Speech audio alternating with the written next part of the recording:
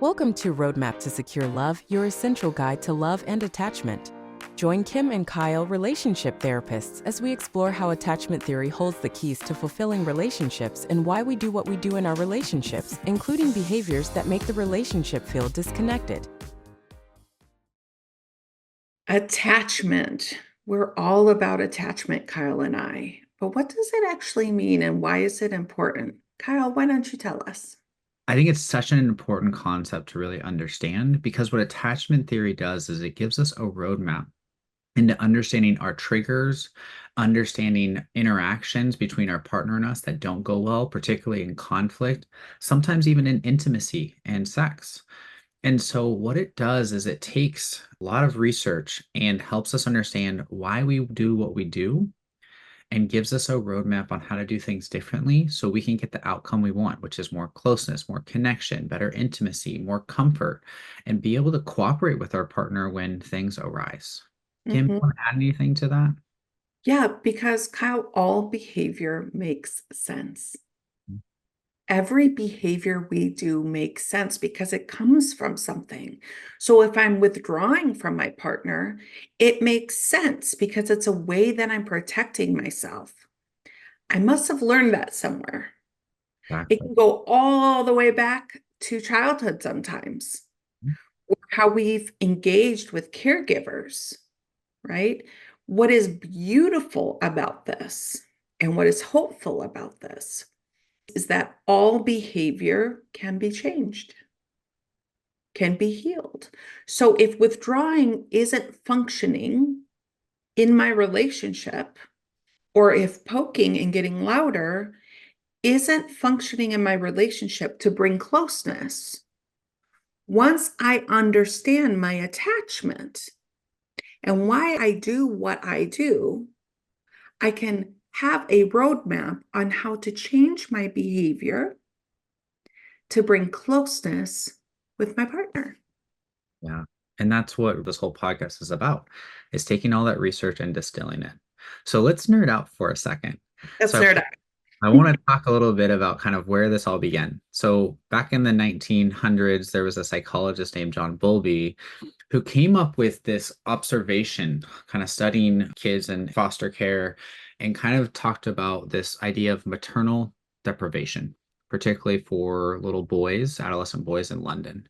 And so this started to develop his theory of like what is happening to these kids and why are they acting the way they are and engaging in the way they are. And he started to put in this theory that what happens in our childhood, how we're cared for emotionally, how we're cared for with connection, ends up giving us ways of showing up in the world all the way into adulthood. And so he's built up this concept called an attachment behavioral system, which helps us understand our need for closeness, kind of this drive for closeness with key people in our lives for safety and security. Now, this is actually biologically wired into how we operate because we are programmed to need other humans, especially relationships, for survival and reproduction. I mean, think about this. If we are in a tribe, we're living out in land, we don't have the modern things that we do today, we need to be able to cooperate. We need to be able to stay close. We need to be able to partner in food, shelter, protecting our family, and raising kids. And so we are wired to be in relationships for our survival. And that is very helpful. The other thing, though, on the other side of this kind of behavioral system, in that being secure and healthy, we have it being distress. That when we do not have relationships, when those relationships feel threatened or at risk, it creates a whole bunch of stress in our bodies that then leads to the withdrawing or poking that Kim is talking about. So, Kim, can you talk a little bit more about kind of that distress and how it shows up in even our relationships today? Yeah, what is amazing, what you just said, and I just want to say it again, is that we are hardwired as humans to have relationship. So when there is stress in the relationship or when there is a threat, it doesn't have to be a real threat. It could be a perceived threat. What comes out of us is a primal response. It's going to ignite this primal response, which could come out as pokey, criticizing, yelling, name calling. It could come as withdrawing, giving a resume, defending. It could be literally coming out as like just frozen. I'm just frozen. I don't know what to do. Right? All of those are primal instincts that are trying to keep us safe from feeling distant from our partner. Mhm. All behavior makes sense. Yes. Not all behavior is helpful, though, Mhm. right? So it makes sense if I get louder because I feel threatened. It makes sense that I withdraw because I feel criticized. It makes sense that I freeze because I don't know what to do, but it might not be helpful.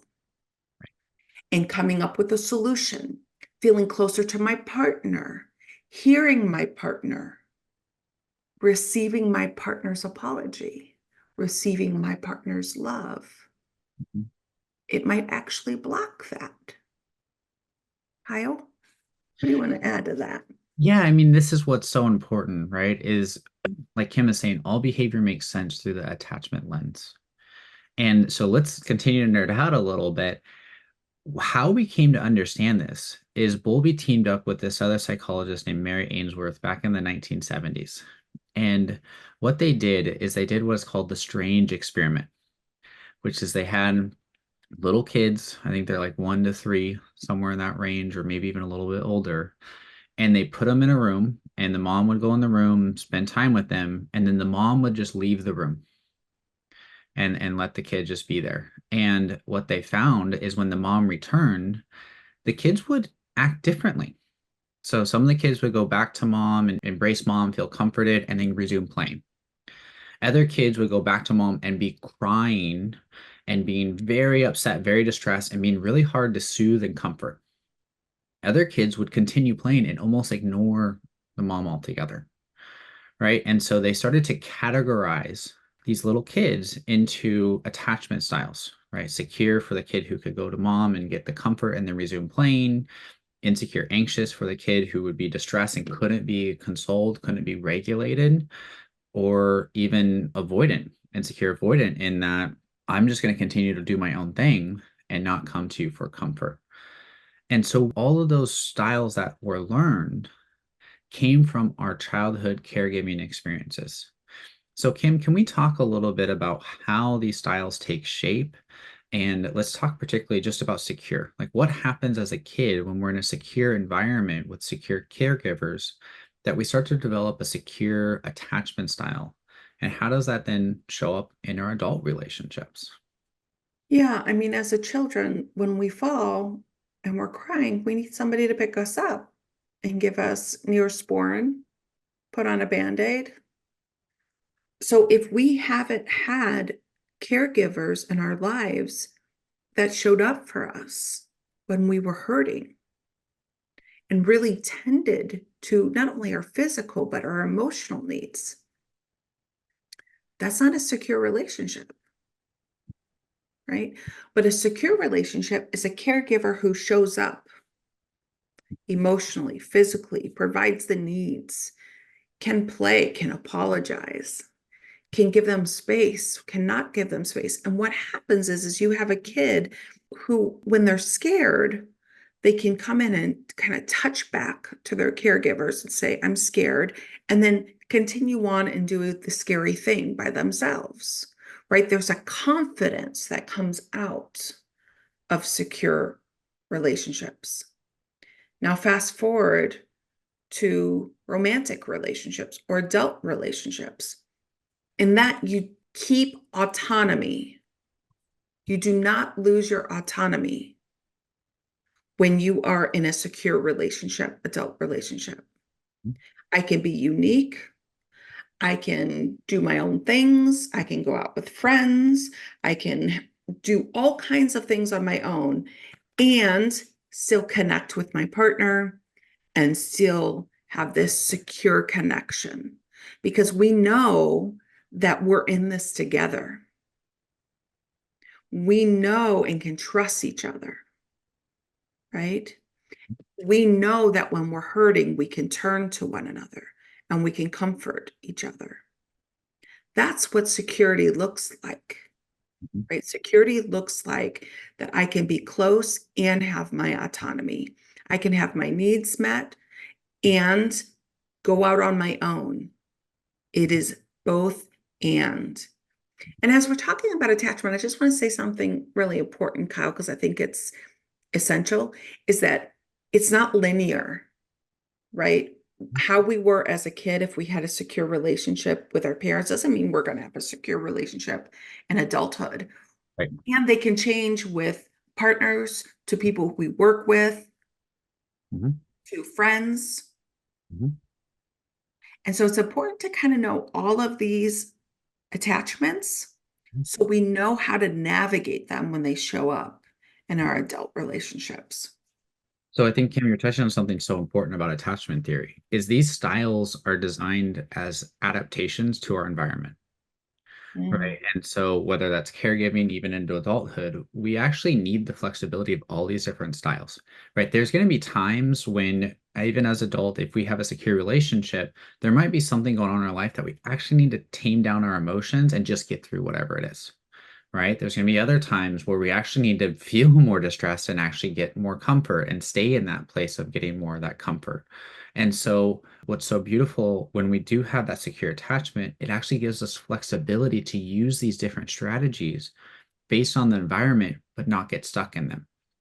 And right, one of the things that's so powerful about secure attachment is we get this experience that our needs, our worth, our sense of self is worthy of connection, worthy of getting to explore and take risk in the world. Whereas if we're in an insecure environment, we don't get that. And that's where that starts to shape our insecure attachment styles, more anxious, avoidant, or even disorganized, which we're going to talk a little bit about today, too. And so it's really important as we think about attachment styles, they are all adaptations to our environment, which I mm, think, Kim, you're talking about this. We might have had secure in our childhood, that might change in adulthood. That's also why this is so powerful, because we might have had insecure in childhood, we might have insecure in adulthood, and that can change to become insecure. That's why this method, while understanding attachment theory, is so crucial to building the relationships that we want, that our bodies biologically need, so that we can feel valued, secure, and loved in this world. So let's take a little bit of a detour and let's talk a little about more anxious attachment. Kim, can you help us understand kind of the environment in which anxious attachment develops and what we start to tell ourselves, and then how that might show up even as adults?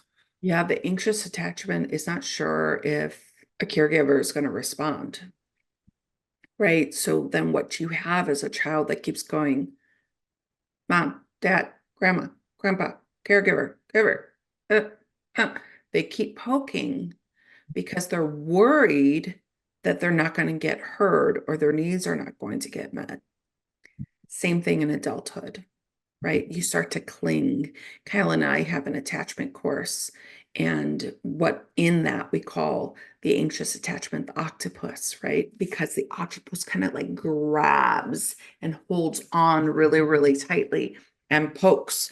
And that's what happens when you have an anxious attachment. I'm going to control, I'm going to poke, I'm going to hold tight, I'm going to hold tight, I'm going to hold tight, I'm going to hold tight.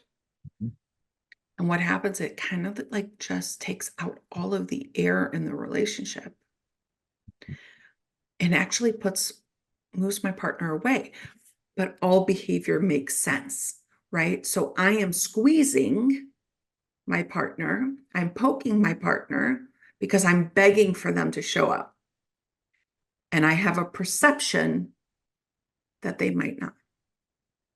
And this is what's so powerful. Again, if we look at that research, what Kim is talking about is we grew up in this environment where connection, comfort was unpredictable. Mm, And so how do we adapt to that?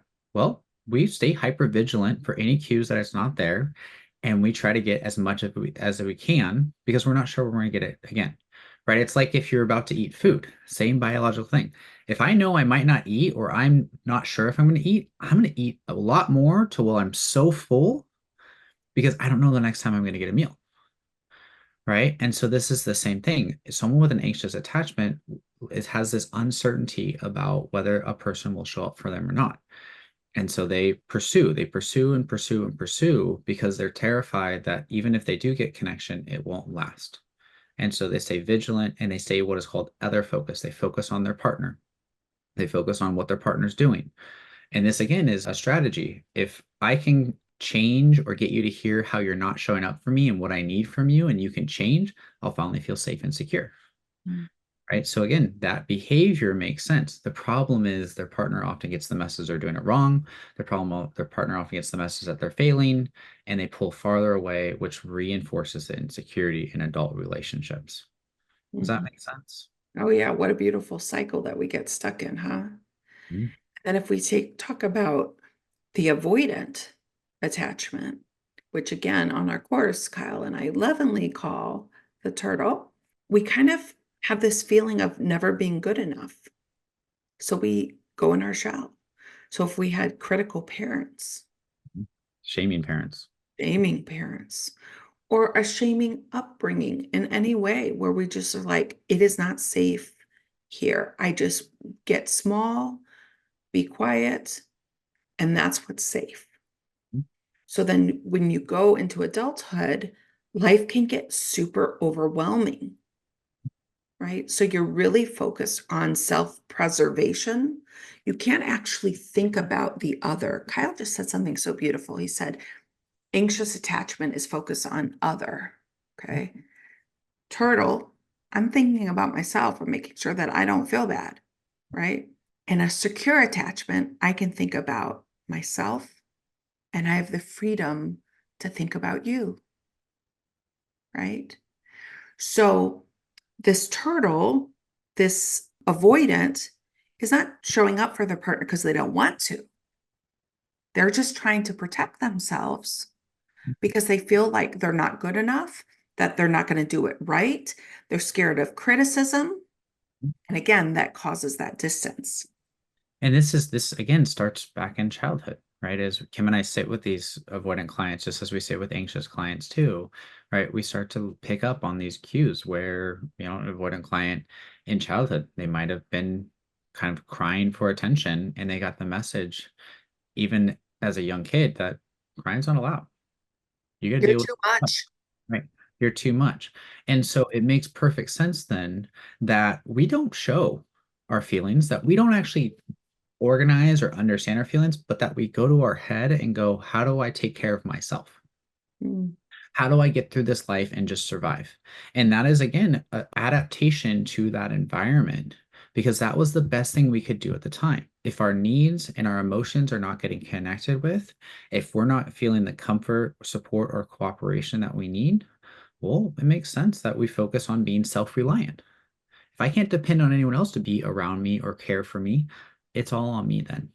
mhm, That then shows up in adulthood where we don't bring our needs to our partner. We don't talk about what would make us feel healthy and secure or close. What we do is we focus on taking care of ourselves. And then our partner talks about how we're not showing up in the relationship. And then we might do things to try to help them feel a little bit better. But really, we're doing it so we don't feel the message that we're not enough. mhm, And because that is the core wound that shows up for avoidant attachment. And that is how we try to prove that that message isn't true in our relationships while also not sharing what we need. And we end up problem solving a lot. Like Kim and I talked about the head and heart in our last episode. And the head is much more of an avoidant style, whereas the heart is much more anxious. Right. And so that's where we get that very common anxious avoidant trap that so many people are familiar with. And really, the avoidant attachment, it comes from the sense of my needs don't matter, my emotions don't matter, so I better protect myself because mm, no one in this world is safe for me to talk with or be open with. Anything to absolutely. add, Kim? No, I think that's true. And that is a perfect segue to the disorganized, right? The disorganized has had trauma, right? People aren't safe. And so it's like, I want to be close to you. I don't want to be close to you. I want to be close to you. I don't want to be close to you. Very independent. Maybe I'll trust you. Maybe I won't. There's this thick, thick, thick wall. And the reason why it's there is because in childhood and adulthood, trauma has occurred and it doesn't feel safe. So you kind of like a hummingbird go out, in, out, in, out, in, hard to catch, hard to settle down. Makes sense. Why would you trust somebody if you've been hurt before? Right.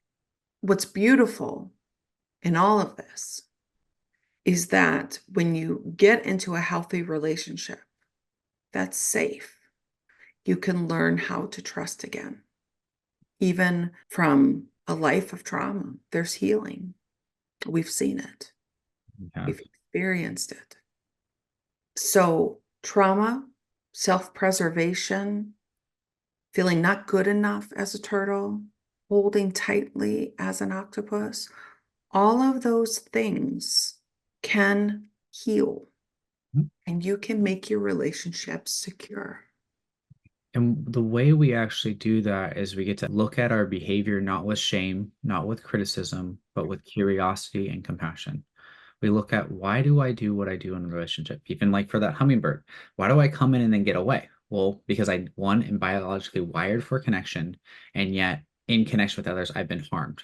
So I better get away. So it's this back and forth, right? Well, then that helps us understand that we have this sense that we're not safe in relationships. And if we can find that safe relationship, we can start to explore where that behavior shows up in the relationship. We can start to talk about what it means about us or about the relationship, not so much fighting over, who put the cap on the toothpaste, but on what it meant to us, right? It meant that we're not important. Partner doesn't care about our needs. Well, then of course I'm going to attack them and criticize them for the toothpaste, when really it's touching this fear that I don't matter to them. And in emotionally focused couples therapy, which is what Kim and I use, we're able to help partners get to the meaning and the deeper fears and actually share that with their partner. And what's so beautiful about attachment theory is when they do that, they actually can have what we call these bonding moments where their partner can be there with them and they can have a new experience of secure connection. And that's where that healing really comes in. Seems easy. It's not. It's hard work. It's so hard. And Kyle and I are right here with you. We're going to walk you through, keep listening. We're going to give you tools on how to celebrate a secure attachment. We're going to give you tools on how to identify when you're in a trap that's actually distancing you from your partner. We're going to help you find a roadmap to have great relationships, secure relationships, great sex, great parenting. You're not alone on this journey. Yeah. We're going to take all of our knowledge and expertise and the work we've done with our clients and bring this into this podcast to really help you have a path to deeper connection and more fulfilling relationships. Because Kim and I do this work, we're doing even this podcast out of our time because we really believe that everyone deserves a healthy, fulfilling relationship where they feel understood, valued, and secure. And Kyle and I are so happy to be on that journey with you. And we're going to walk right alongside you on this roadmap to a more secure relationship in your life. Thank you for joining us. Thank you. In today's episode of The Roadmap to Secure Love, hosts Kimberly Castelo and Kyle Benson delve into how our attachment styles, secure, anxious, avoidant, and disorganized, shape our interactions and emotional needs in relationships. Attachment theory serves as a roadmap for understanding behavior in our adult relationships. Understanding our attachment styles gives us a roadmap on how to build a secure, fulfilling relationship with tenderness and care.